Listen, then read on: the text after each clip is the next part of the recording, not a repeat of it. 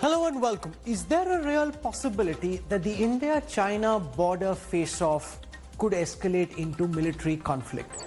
America's top South Asia expert certainly seems to think so. This evening, we will look at what's happening on the border and delve into that question about whether a military escalation is likely. The Ladakh standoff stiffens.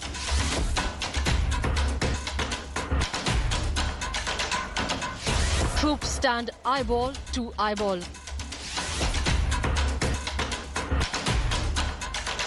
Is it a real threat to peace?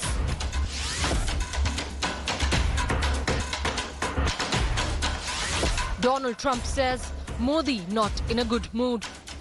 Prime Minister Modi, he's not in a good mood about what's going on with China. India rebuffs Trump claim.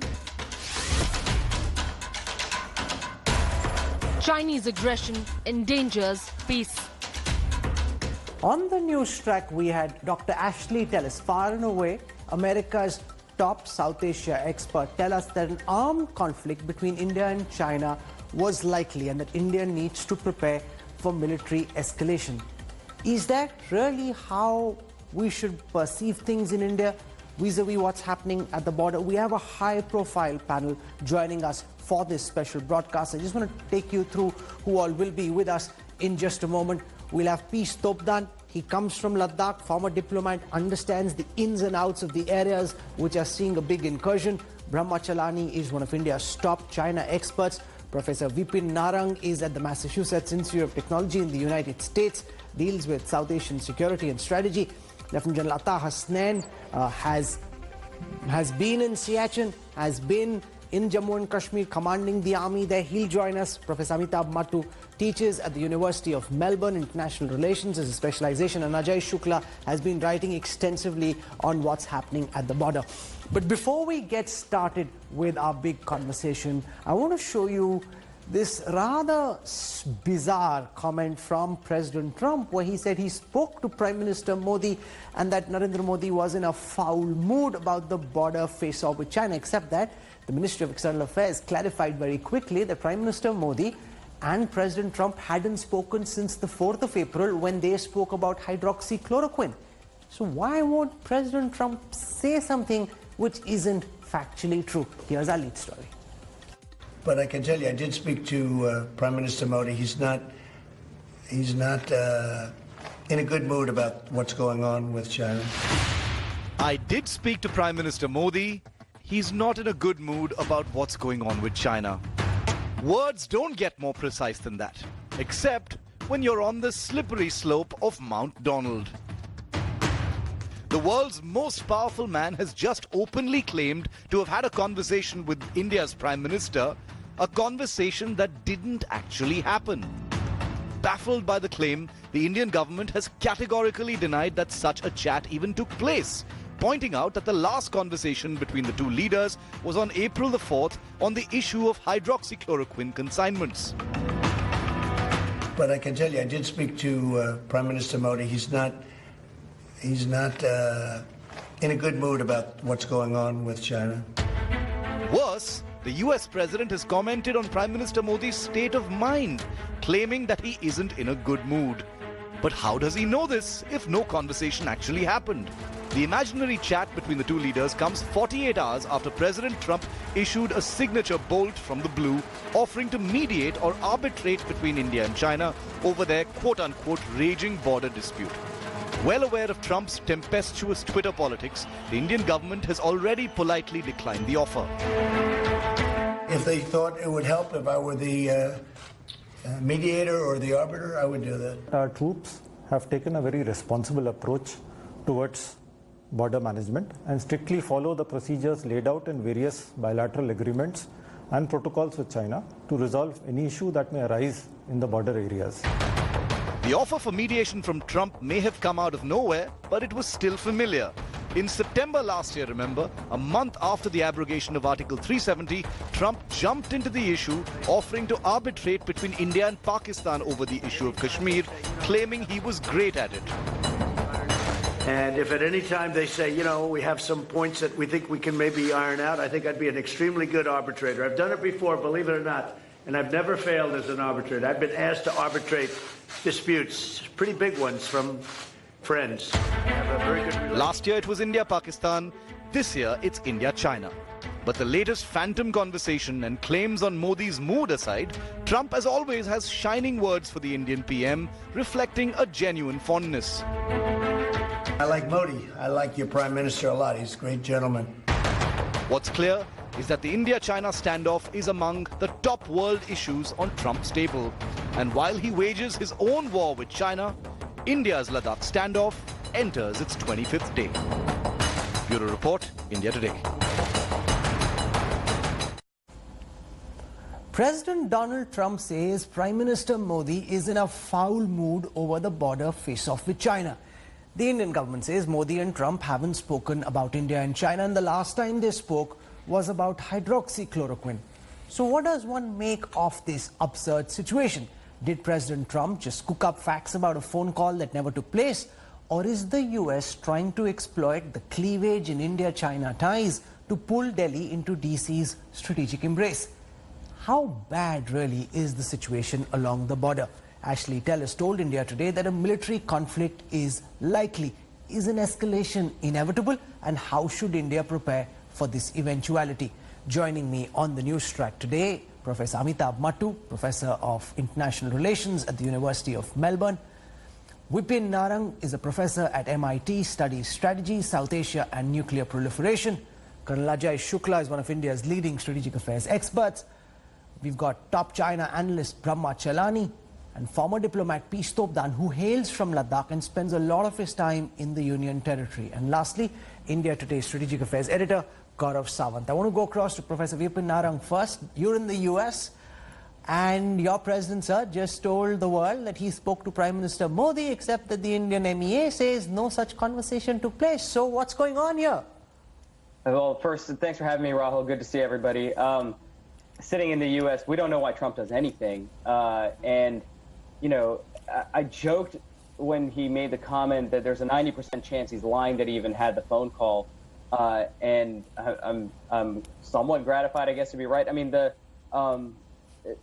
President Trump has one objective when he speaks, and that's to serve President Trump. And he's been seeking, recognition for his mediation efforts and seeking a Nobel Peace Prize with North Korea, India, Pakistan, India, China. I think it's not interpreting what President Trump says is almost a fool's errand, because nobody really knows what's going on in his head. I think the one thing that is concerning is what led him to tweet yesterday that the border dispute was raging, and whether it was something he just saw on Fox News or whether there was something they were telling him in a presidential daily brief that led him to be concerned about it. I think that would be the bigger focus than the call with Prime Minister Modi. I think after that, then it's, this is an opportunity for President Trump to serve President Trump and seek a Nobel Peace Prize. Professor Amitabh Mattoo, had this been some loony, we could have dismissed this exaggerated claim. But this is the world's most powerful man, and he's just claimed on record that he had a conversation with Prime Minister Modi and that Prime Minister Modi is in a terribly foul mood. India completely denies any such call took place. What are you making of this absurd situation? I cannot speak about President Trump with the same kind of cavalier attitude as an American citizen would be doing, as Professor Narang has, because I'm an Indian citizen and he is, as you said, President of the United States of America, the most powerful person on this planet. And it does baffle me, but what President Trump has not been known for is predictability or consistency. However, I think while it may be true, and while the MEA has clearly said that they haven't spoken since early last month, what might be true is that President Trump has arrived at this judgment not through a one-on-one telephone conversation, but through a series of intelligence and other reports which suggests that that New Delhi is concerned about what's happening on the border, which may not be exactly the same as President Trump's, what he thinks happened during a phone call with Prime Minister Modi.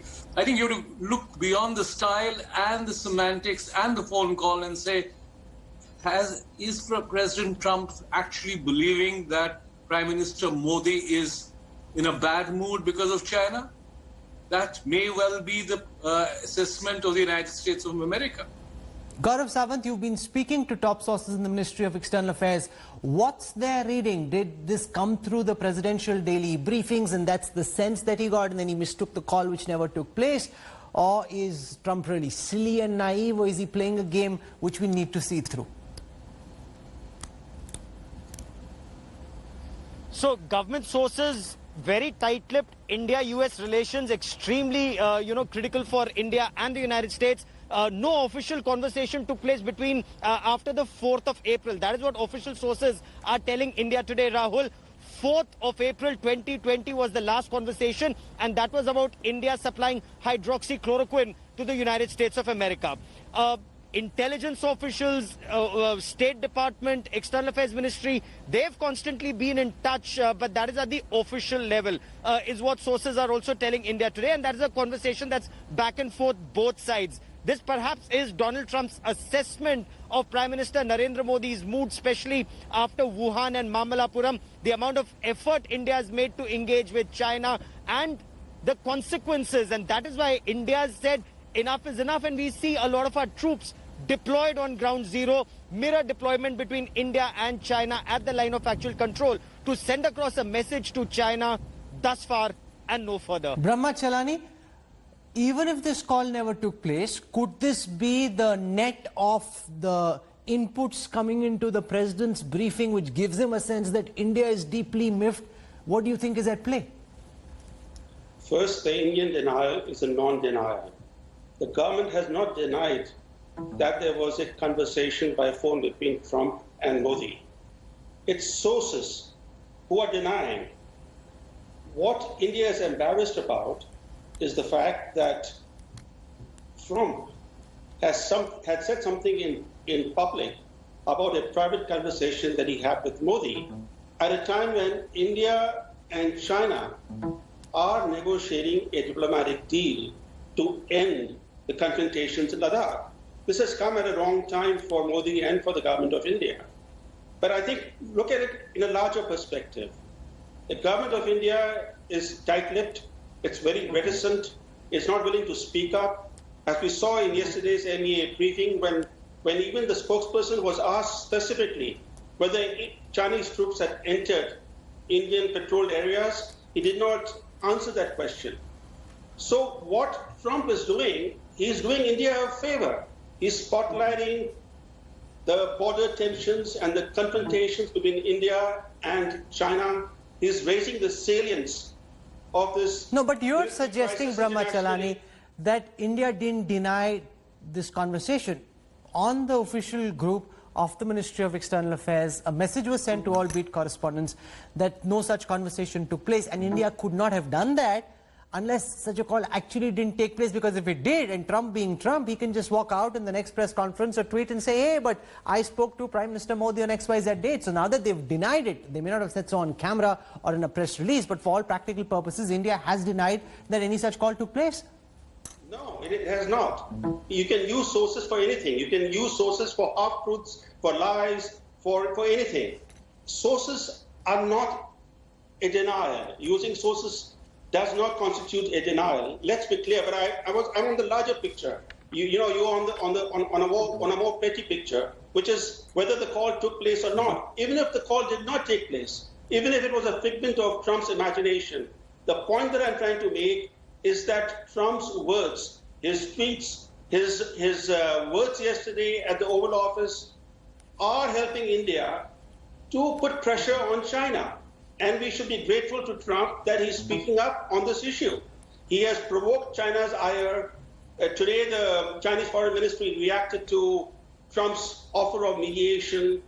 But for Trump, the India-China border tensions would not have got the international attention that they're getting today. That's my point. But Ajai Shukla, it can be counter-argued that this suits DC but not necessarily New Delhi, because President Trump makes it seem as if India is having a big problem with China, which may be resolved amicably.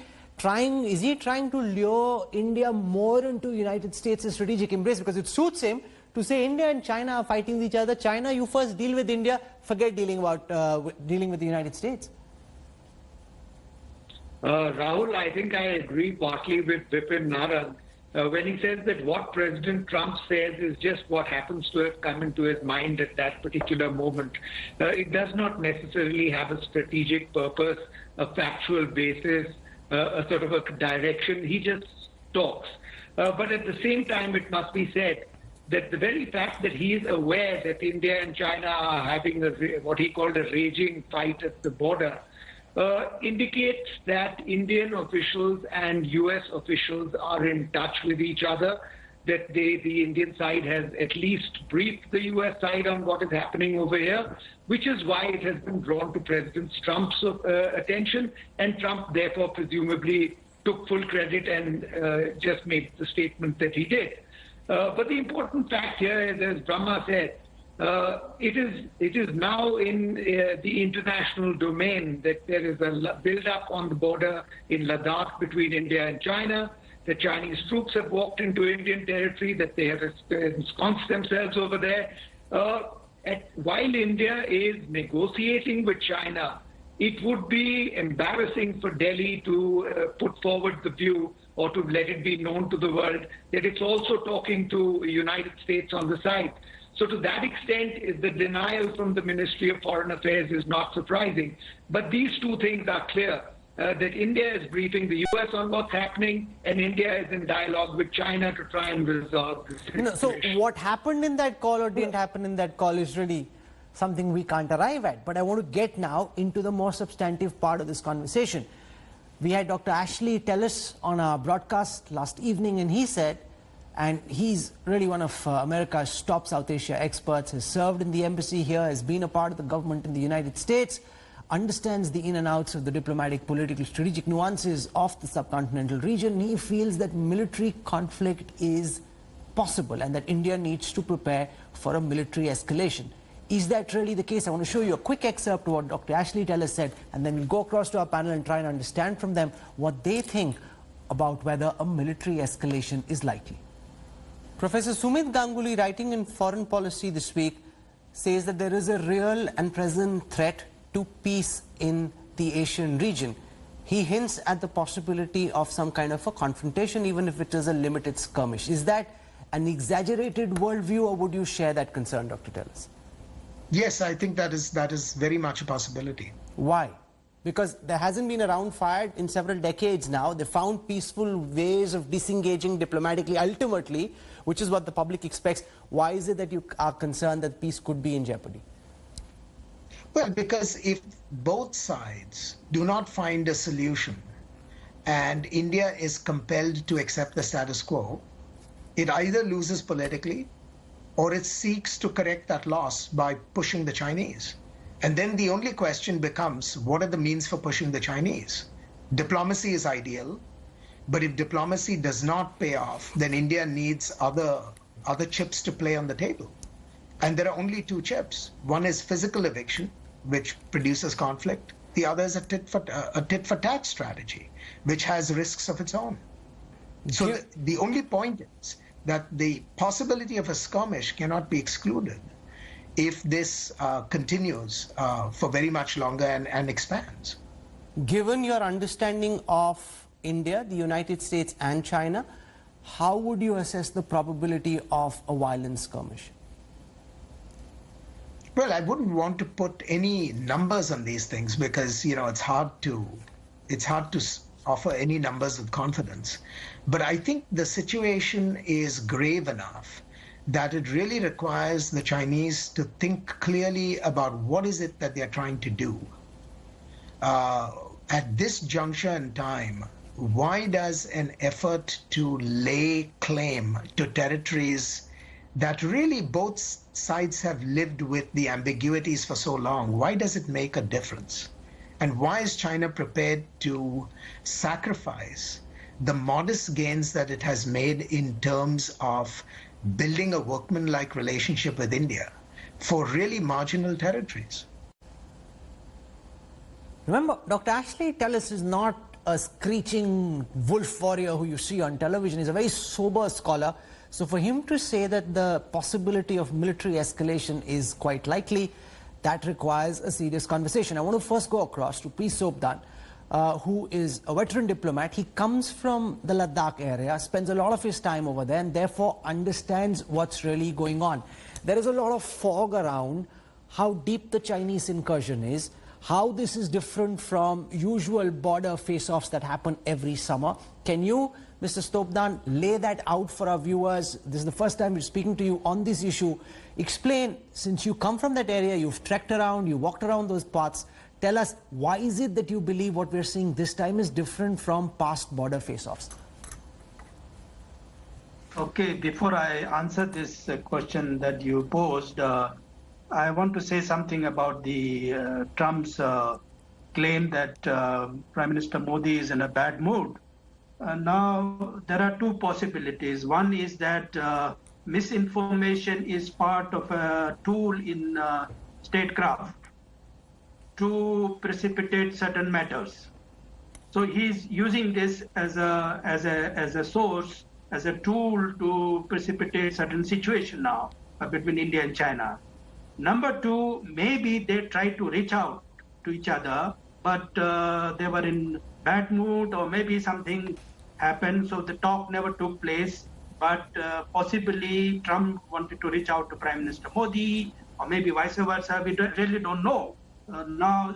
But the fact is that the conversation never took place. I think Amy is right. There was no telephonic conversation. Now, having said that, the issue that you raised, this time it is little different because it's not just happening in the usual LAC violation area. This is really happening at a very vantage position of Galwan Valley. Now, the Galwan Valley is so important. That's why 62 war was also fought there. Once you come through the Galwan Valley, then you enter the Shyok Valley. Now, the Shyok Valley, once the Chinese are able to enter Shyok Valley, it's almost clear that you lost Ladakh. It's only through Shyok Valley you reach out to Karakoram Pass, Daulat Beg Ulde, Nubra Valley to the north, and the Indus Valley to the south. It's only for the Chinese to reach out to the Shyok Valley. Then they cut you off from all sides. So how far is this incursion from the vantage point where we could potentially lose access to Ladakh? Now, the Galwan Valley is east-west. Shyok Valley is north-south. So if they come from east to west, it could be 5-6 kilometers or 7 kilometers, and they cut into, they approach the Shyok Valley. They can come down southwards to Durbuk Tangse, where 77 Brigade is there, or you go up to Daulat Beg Ulde, the entire stretch of 255 kilometers. Then they cut you off. And from Depsang Valley, I believe today there's a massive mobilization, even at Daulat Beg Ulde and Changchenmo area, maybe in Depsang also. And once they take control of Depsang Valley, Siachen Glacier is just nearby. So I think that the military point perspective, the PLA has a calculated something, on their table, on the map, to do something in Ladakh. That's the military approach. But the ground situation is really, really bad this time. We have never seen. In my lifetime, I was born in 60, I didn't see 62, I was too young, perhaps. But all along the border, people are really scared. Not just scared for the Chinese war, but scared because, as it is, because of the corona, things are so bad there. We were affected for initially, right from the beginning in March, because of some pilgrimage came from Iran. Now this is really going to disrupt our livelihood. And the nomads are worried because the pasture lands are not approachable now. We can't access the grazing areas. So things are really bad and people are in bad mood. Hopefully, if situation goes out of control, people don't mind going for war because we can't afford to lose this vantage point at this stage. Okay, you've really laid out the context for this conversation. Let me ask Brahma Chellaney first. Mr. Chellaney, Ashley Tellis feels a limited military escalation is quite likely. Mr. Stobdan explains the dynamics of what's happening at ground zero. Is this a real possibility in your view, or is this just an American expert trying to build the specter of a war because it suits America's interests? Let's be clear on what is at stake. These are not marginal territories, as Ashley Tellis believes. These are highly strategic areas that, if they remain in the PLA control, they would compromise our DSDBO highway. They threaten our northern Ladakh region. So these are of vital importance to India's national security. Right now, talks are on to reach a deal. The Chinese will not withdraw from these encroached lands without extracting a heavy price. They'll make India pay a heavy price, and that price will extend beyond restrictions on infrastructure development in Ladakh. They're going to demand concessions on larger geopolitical and geoeconomic issues. The government in New Delhi, of course, will be able to save face, but the country will have to pay a major price for any kind of a deal. So what are the other options that India has? And let's be clear on those options. First is trade. China has a proclivity to weaponize trade with countries that refuse to toe its line. The latest example is Australia. But in the case of the China-India equation, India has the leverage on trade because China enjoys a trade surplus of more than $60 billion with India. And that trade surplus has been spiraling. India can use trade as one of the non-military tools. But in terms of military options, let's be clear that any kind of an attempt by India to evict these intruders will result in a war, at least a localized war in Ladakh. But there's another way, which India has tried out in the past, which is for Indian forces to encroach and occupy Chinese areas elsewhere as a bargaining chip. It happened under Mulayam Singh Yadav when he was a defense minister. The Chinese encroached in one area, and the Indian army went and encroached on 2 or more areas that were held by China. And then there was a deal. So if India wants a gutsy military response, it cannot be at the points of intrusion today. It'll have to be elsewhere. Okay, so you've made some important points, and I want to put that question then to General Hasnain, who, apart from being co-commander in Jammu and Kashmir, was also commanding his unit in Siachen. So, General Hasnain, what's your reading first about the possibility that this face-off could turn into a military skirmish? See, Rahul, I take a line from what Mr. Stobdan said. He has put the perspective very correctly, but let me give it an operational angle to it. You see, what is happening in this area of the Galwan Valley, it is primarily linked, everything is linked to the Karakoram range. Just remember, Ladakh is made up of a number of ranges, as we are aware. Karakoram, the Ladakh range, the Pangong range, and the Ladakh range, etc. I've always said that Siachen has a particular importance for our defense of the Karakoram. And because the Shiok Valley divides the Karakoram completely from the Ladakh range. And Ladakh range is the one which gives depth to Leh, the capital of Ladakh. Now, all this access which is happening here is actually threatening the Karakoram tract. And the way I look at it is, if it happens, if war takes place, if push comes to shove tomorrow, this whole issue will swing around to creating an opening for China through Shiok down towards Gilgit-Baltistan, which is essentially means a broadening of the Pakistan-China frontage. And therefore, this whole idea of dual threats, dual fronts, etc., which has been spoken about for years, will then become an actual reality in the Ladakh sector itself. But all this is speculation.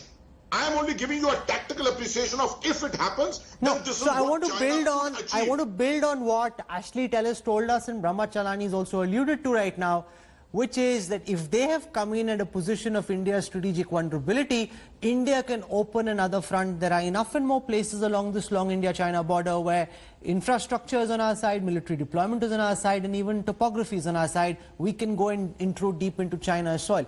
Would that, according to you, sir, be a wise move?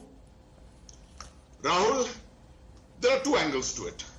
Number one, when you have only a dissuasive capability and not a deterrence capability, you do not undertake offenses. That's number one, right? But having been pressurized at a particular point, not 1 point, 3 to 4 points, and allegedly some of your territory having been encroached upon, yes, that option always remains. Then the question is, we should be prepared to go to a border war or a general war or anything in between the two.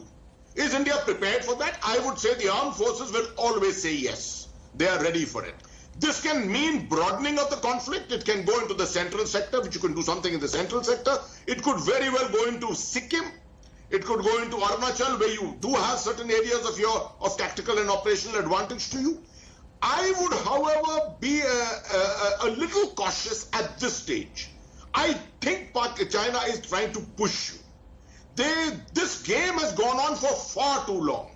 And we know what is China's strategy. Pressurize India, encircle India, keep India's focus on the Himalayan front, keep India away from the maritime zone, keep it away from the Malacca Straits, the Malacca Syndrome not to be played up. This has gone on for very, very long.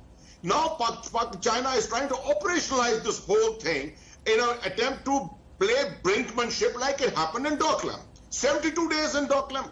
At the end of it, China suffered an image deficit. Essentially an image deficit. But the difference was at that time you had a BRICS summit happening in China. The image is what China is. That time there was a end dateline because there was a BRICS summit which otherwise would have collapsed and President Xi Jinping had to pull out. Ajai Shukla, I'm very keen on hearing from you on Dr. Tellis's assessment that a limited skirmish is likely. How do you read the situation? Well, to start off with, I don't believe for a moment that China wants a war with India or that it will push to the extent that it will come to a war with India. China has enough angles in the fire right now in the South China Sea, in other parts of the world where it's expanding influence in more important territories, in Hong Kong, in Taiwan. So, you know, the thought that it wants to come into the Shyok Valley and spread south and north and cut off the Karakoram and capture the whole of Ladakh, China is already having a hard time managing Xinjiang and Tibet. Ladakhis are no friends of the Chinese. It doesn't want to get one more problem on its plate. So I think China is playing a game of brinkmanship. It is pushing into Indian territory with an aim of warning India off on certain counts. India so far has reacted in a most uncharacteristic manner, given that we are the country that went into Bhutanese territory at Doklam to stop Chinese advances into Bhutanese territory.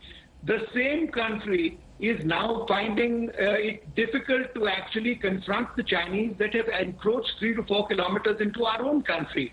Your own correspondent a little earlier was saying very proudly that we've sat down and opposite them and engaged in mirror deployment. They're already in your territory. What good is mirror deployment going to do? You have to evict them. And that is what China is counting on India getting cold feet and not being able to do. We have over the last few years spent 70,000 crore rupees raising a mountain strike corps. We have an armored brigade that is in close proximity to the site where these intrusions are taking place, but we're not seeming to find the political will to deploy them, to take substantive moves to evict the Chinese, and that is precisely what the Chinese are counting on. Gaurav Sawant, you want to come in on this because you're speaking to so many senior sources in the Ministry of Defence. Ajai Shukla alludes to how our response this time has been tame in comparison with Doklam. In Doklam, Prime Minister Modi, the army seemed very aggressive, wanting to stare the dragon in his face. Ajai Shukla makes the point that mirror deployment is not enough. This is an intrusion deep into Indian territory. We should pick up the Chinese and find a way of having them go back. Well, from what sources in the government tell us, it doesn't have to happen overnight. There are things that are going on and may take longer. Doklam lasted 73 days. Sundarongchu, as our guests would know, lasted over a couple of years. It could last even longer. Given the situation, India is still in the process of evolving a response that is, from what government sources tell India today, that response is happening at multiple levels. Doesn't have to be overnight or in just these 25 days, Rahul. But is India backing down? Is there any indication that India is backing down? Clearly, no. Depsang lasted 21 days. There have been other engagements in the past. Chinese come up to a certain point. We go up to a certain point. Is this the end? Really, no. Will it happen overnight? No. It will take time, and perhaps it's too soon to push anyone in any direction, is what sources are telling us at this stage. What will happen in the days and weeks to come, we will be reporting on it, Rahul. No, because Ajai Shukla, you seem to be advocating a slightly more high-risk strategy. The Indian government's been very calibrated. If we are matching Chinese deployment on the ground, we're not allowing them to push further, and we're taking them on, as it were, where the intrusion's taken place. Those in government would argue that given the asymmetry in terms of infrastructure, in terms of military capability, that's not an irresponsible stance the Indian government's taken. Plus, you're continuing to engage diplomatically to see if this issue can be resolved. I can tell you one thing. Over the last 2 weeks, the Chinese have been creating facts on the ground. They have built roads into Galwan. They have connected the intrusion points in Pangong Lake with an existing road that are there. They are building military bunkers on the ground. They are bringing up their artillery guns onto their own side of the border. If we're sitting here and trying to behave responsible, while the enemy forces are building up their strength and stocking up clearly for a fight, why then, just explain to me, have we positioned an armored brigade in Ladakh? Why then have we raised a mountain strike corps that is designed and equipped to react to intrusions into our territory with counter intrusions into enemy territory? But this is not the time when the enemy forces are sitting inside your territory and consolidating. This is not the time for saying we'll do it gradually at our own pace. This is the time when a country gets up and shows its spine and resolve. General Hasnain, Ajai Shukla asking for a visible demonstration of spine and resolve. Does it need to manifest itself militarily, or are we already doing enough in your view? I think clearly we are doing enough. Ajay, my good friend, has always been very intimidating in his approach to China. There's no doubt, and very good. We need some people who need to project this image. But clearly I'm with Gaurav, what Gaurav says. Because I think this is a long haul. It will carry on for some time. We've had these incidents in the past also. And clearly we haven't raised an armored brigade to go across Demchok. We've done it to actually defend Demchok and also have a sense of dissuasion to China. Okay, they have not got dissuaded. They've come into the Galwan Valley. But it doesn't mean that the moment you lose some piece of territory, and that too is not confirmed fully yet, no one in the army, no one in the government has really admitted that. I would say let's not start building up a situation which will unnecessarily be unretrievable subsequently. You know, every good strategist keeps his options open, plays them out. And that's the manner in which it is being done at the moment. I think clearly we have got the infrastructure, we've got the necessary wherewithal there to allow a bolder approach when it is required. It is not required at the moment. That's an important point that the General makes. I want to go across to Professor Amitabh Mattoo. Is this military brinksmanship? Is this an attempt to try and put economic pressure on India? India has taken some economic decisions when it comes to foreign investment coming from China, a non-decision on the issue of Huawei. Is this really an effort to ensure that India plays along with China on economics as well? Rahul, 3 points that I need to make. First of all, it's clear that this is not a tactical decision taken by some local army commander. This is a strategic decision. From my understanding of Xi Jinping, this is characteristic of the manner in which he makes decisions. High risk can often be reckless, but it is a decision probably taken at the highest level. Then how does that explain what happened in Wuhan? All the swings they were in, the walk around the temple in Mahabalipuram, the walk along the Sabarmati River. you have to understand the personality, the inscrutable personality of Xi Jinping. He's the most authoritarian leader, but also given to flights of fancy, which can result in this kind of apparently schizophrenic behavior. But the second point is, I think it's clear that Chinese revisionism cannot be permitted to continue. We have to, Galwan Valley, the Siochik River, DBO are far too important for India to make any unilateral concessions on any score as far as that is concerned. Whether, Stoffi obviously makes a grander view of this, but I think tactically, militarily, strategically, those areas, I've checked in those areas, I've been to DBO, in fact, I think with Stobdan at one stage, but these are far too important for us strategically in all sorts of ways, in terms of signaling as well. The third point is, what should the response be? Now, it could be a knee-jerk response, which is the kind of response that Ajai Shukla, who has served within the army, but seems to show the same characteristic adrenaline, which can often get us into problems. I think we need to work out our options. Work from a position of strength, whether you use diplomacy, whether it's using Trump to your advantage, whether it's you can see that the Chinese ambassador and the Chinese Foreign Office are relaxing their posture. If you have to use force, do it, but on your own terms. Remember, 62 is well and behind us, but there are lessons between what happened, and you have to read passages from the reports that came out after 62. I'm not saying that we are the India of 62. However, if we need to ensure that China returns to status quo ante, then it's important for us to fight on our terms, not the terms that Xi Jinping wants us to fight on. Professor Narang, Amitabh Mattoo says use Trump to India's advantage, but given his mercurial, unpredictable behavior, can the United States really be counted on as a reliable, dependable ally? Oh, I wouldn't, and I think actually the MEA response or the clarification that Prime Minister Modi and President Trump did not speak, was a signal to Beijing that they are not trying to internationalize or trilateralize the conflict, and they're willing to risk essentially calling out President Trump to keep this a bilateral issue, which I think is a smart strategy. I mean, on the military balance, I'll just say one very quick thing. Whatever, I know it's hotly debated whether Chinese forces, the PLA forces, are on Indian territory, whatever that may mean. But at the very least, I think everybody can agree that it's a change to the military status quo, and it's one that is very concerning to India. And the problem is it's a fait accompli. And the problem with fait accomplis is you're left with bad options and worse options.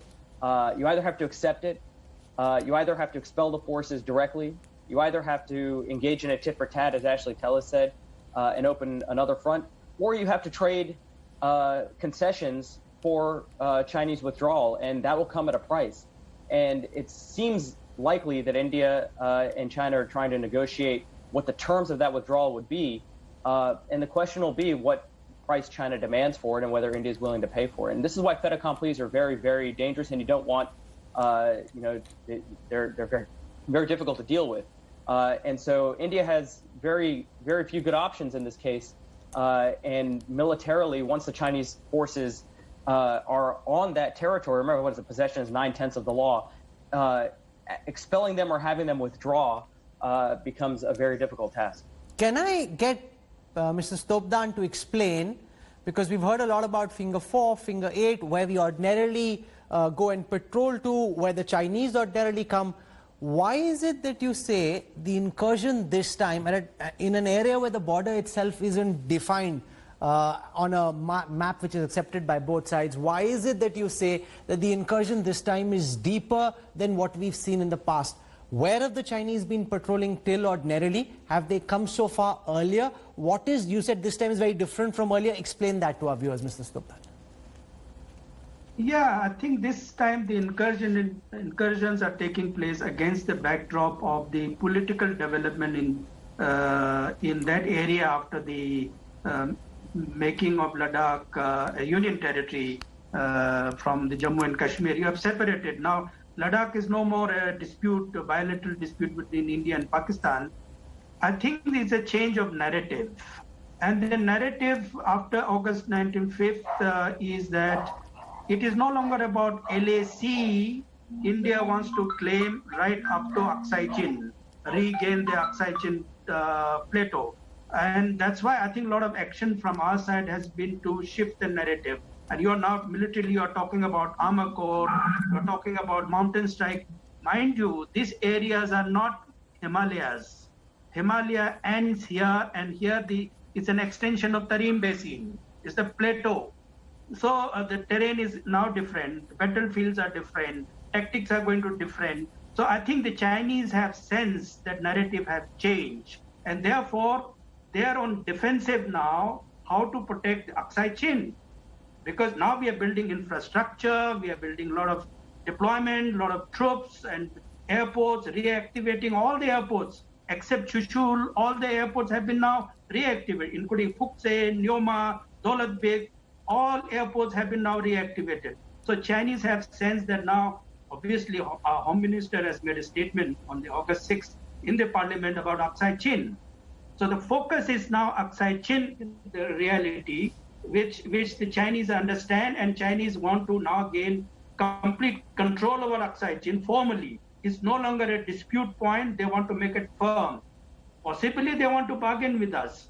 But from our side, the change of meteorological departments of weather forecast now from the 5th of May when the Chinese came in the Galwan Valley. That's the day we started giving the weather forecast of these areas. Now showing entire Ladakh Union Territory not having border only with China and Pakistan, but also with Afghanistan.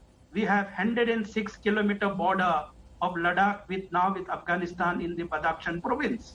So therefore, the geopolitical dimension of Ladakh has changed. The incursion cannot be seen as a normal incursion. Building some roads here, 1 kilometer, 2 kilometer, finger 8, finger 5, finger 2. Now I believe now fightings are at finger 4, finger 2. So it's a multi-pronged strategy. Hasnain, do you see a linkage? India put out those weather maps, where the weather map started from Gilgit, Baltistan, came across Aksai Chin. Much has been said about whether that is part of what China is concerned about. See, Rahul, the kind of activity which has gone on in the last 3 weeks is clearly indicative of the fact that the Chinese came prepared. And they have been preparing for this for quite some time. Certain amount of wargaming, etc., would have probably been done on this. So I don't think this particular action of India of putting out these weather charts and weather maps, etc., is actually something which has triggered off the whole thing. But taking a line from once again from what Mr. Stobdan said, I tend to agree with him to that extent that yes, Gilgit-Baltistan, understanding of Gilgit-Baltistan, Pakistan's concern about India acting very intimidating as per their perception, based upon the army chief statements, the Raksha Mantri statements, etc., perhaps has to an extent also upped the ante and created a perception that India really means business, not now, not tomorrow, but the day after tomorrow, definitely. So why not prepare for it? And I'm looking at Ladakh particularly because this is becoming a point of focus as far as collusion is concerned, collusivity is concerned between Pakistan and China. It works totally to Pakistan's advantage. And to that extent, first of all, the utterances coming out of Pakistan, Mr. Qureshi's statement, which has just come out yesterday, all this is showing that Pakistan is watching it very, very carefully and actually applauding on the sidelines. So I do think that there is a method in the madness, but at the end of it, it is strategic messaging and nothing more. This will not lead to anything beyond that. So over the past 1 hour, we've had an opportunity to get into the diplomatic, the tactical, the military, the operational and strategic ramifications of the border face-off. We had really top experts giving their very varied insights into what we are witnessing at the India-China border. Professor Amitabh Mattoo, Ajai Shukla, P. Stobdan, Vipin Narang, Brahma Chellaney, Janlata Hasnain and Gaurav Sawant for joining me in this special conversation. Thank you very much. I hope you benefited from this conversation and the insights.